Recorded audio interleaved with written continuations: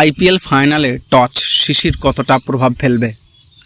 জনপ্রিয় franchise tournament আইপিএলের জমজমাট আসর শেষ হচ্ছে আজ রোববার বাংলাদেশের সময় রাত 8টা চেন্নাই চিপকে এমএ চিদাম্বরম স্টেডিয়ামে শিরোপা নির্ধারণী ম্যাচে মুখোমুখি হবে কলকাতা নাইট রাইডার্স ও সানরাইজার্স হায়দ্রাবাদ।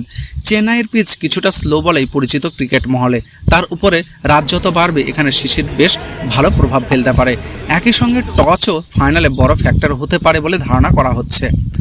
চেন্নাই অনুষ্ঠিত ম্যাচের পরিসংখ্যান বলছে এখানে রান তাড়া করা তুলনামূলক সহজ।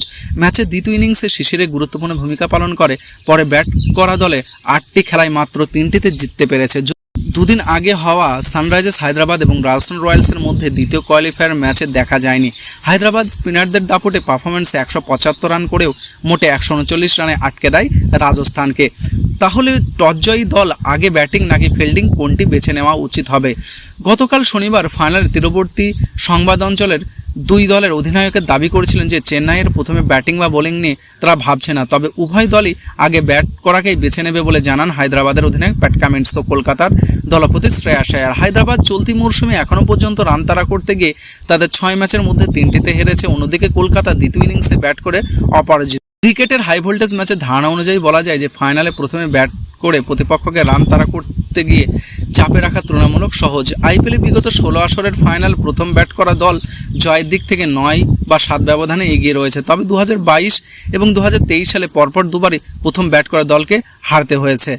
পিচ ও শিশিরের বিষয়ে আয়ার বলেন, গতকাল শুক্রবার হায়দ্রাবাদের খেলা পিচের চেয়ে ফাইনালে ভিন্ন হতে পারে মনে হচ্ছে। যদি তারা লাল মাটির পিচে খেলেছিল, এখানকার কালো মাটি মনে হচ্ছে।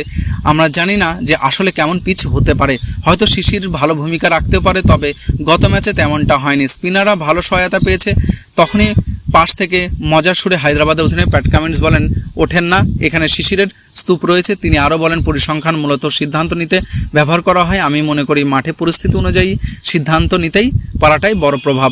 ম্যাচের পরিস্থিতি নিয়ন্ত্রণ করতে পারে পাওয়ার প্লেতে। হায়দ্রাবাদ কলকাতা লড়াইয়ের কোন দিকে গড়াবে সেটা সংশ্লিষ্ট ইনিংসের প্রথম 6 ওভারে পাওয়ার প্লেতেই দেখলেই বোঝা যেতে পারে। নতুন বলের বিপরীতে হায়দ্রাবাদ গড়ে 11.5 ওভার এবং কলকাতা গড়ে 11। উভয় দলের স্ট্রাইক রেটের রান করে। তবে আইপিএলের শেষের দিকে সানরাইজার্স হায়দ্রাবাদ 10.32 রান রেটে সামান্য কিছুটা হ্রাস পায়। অন্যদিকে কমেছে কলকাতা 9.24। তবে ব্যাট হাতে পাওয়ার প্লেতে সবচেয়ে ধ্বংসাত্মক দলগুলোর মধ্যে হায়দ্রাবাদ এবং কলকাতা দুই দলে রয়েছে। পাওয়ার প্লেতে উভয়ের প্রায় সমান ইকোনমি রেটে 8.7 রেটে রান দিয়েছে। ফাইনাল কি হয় সেটাই এখন দেখার বিষয়। এর আগে প্রথম কোয়ালিফায়ারে দেখা হয়েছিল লিগ পর্বে যথাক্রমে শীর্ষ 2 দলে থাকা কলকাতা এবং হায়দ্রাবাদের। মিচেল স্টার্কের সঙ্গে ট্রেভিড সেটসের লড়াই এগিয়েছিলেন কেকেআর। হেডকে 0 রানে ফিরিয়েছিলেন স্টার্ক। অন্যদিকে বিস্ফোরক অভিষেক শর্মাকে আউট করেছিলেন ভৌরব আরোরা। এবারও হায়দ্রাবাদের বড় রান নির্ভর করবে এই দুই ওপেনারের উপর। অন্যদিকে কলকাতার ওপেনার সুনীল নারিন এবং রহমতুল্লাহ গুরবাজের পাল্টা জবাব দেওয়ার চেষ্টা করেন। তাদের সঙ্গে প্যাট কামিন্স, জয়দেব উদানকাট ও টি নাটরাজন এবং হেনরিক ক্লাসেন এবং মার্কমের বিপক্ষে কলকাতা স্পিনারদের লড়াই দেখা যাবে।